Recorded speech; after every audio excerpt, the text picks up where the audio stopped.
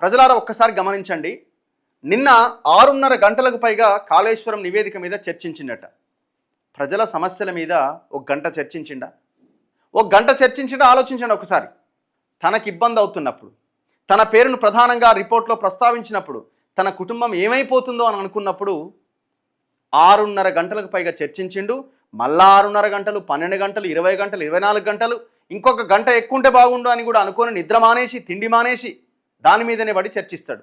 ఇక చూడండి, రోజు ఈ నిపుణులు, ఆ నిపుణులు, అందరు ఏం చేయాలి బయటపడడానికి ఏమైనా మార్గం ఉందా అని డిస్కషన్ పెడతాడు. ఎవరికి ఎప్పుడు డిస్కషన్ పెడతాడు? తనకి ప్రమాదం వచ్చినప్పుడే డిబేట్ పెడతాడు. ప్రజలకి సమస్య వచ్చినప్పుడు ఇంట్లో అంటాడు. జరుగుతుంది అదేనా కాదా? 2 సంవత్సరాలు అవుతుంది. 608 రోజులు అట దగ్గర ఆయన నిద్రపోయి. ఈ 608 రోజుల్లో ఎప్పుడు మేల్కొన్నాడు? గతంలో విద్యుత్ కుంభకోణాల్లో నోటీసులు ఇచ్చినప్పుడు మేల్కొన్నాడు 10 రోజులు.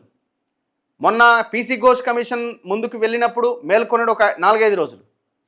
మళ్ళీ ఇప్పుడు కమిషన్ నివేదిక వచ్చిన తర్వాత మళ్ళీ నిద్ర నుంచి మళ్ళీ బయటికి వెళ్ళిండు.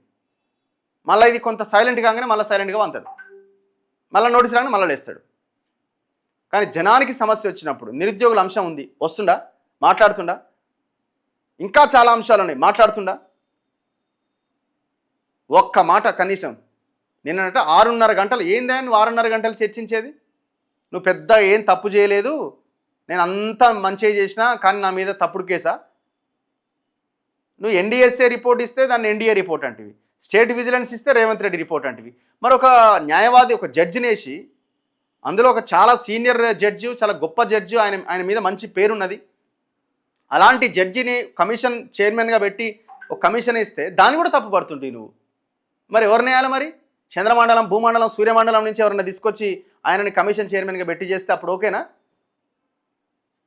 లేకపోతే నీకన్నా అప్పగించాలి, నువ్వే చైర్మన్గా పెట్టి నిన్నే కమిషన్ చైర్మన్ కేసీఆర్గా నువ్వు విచారించు అంటే ఒక 1000 పేజీలు తయారు చేస్తావేమో నువ్వు. ఇక నేను మనసు రంగరించి, బూడిద వేసి, బండకేసి కొట్టి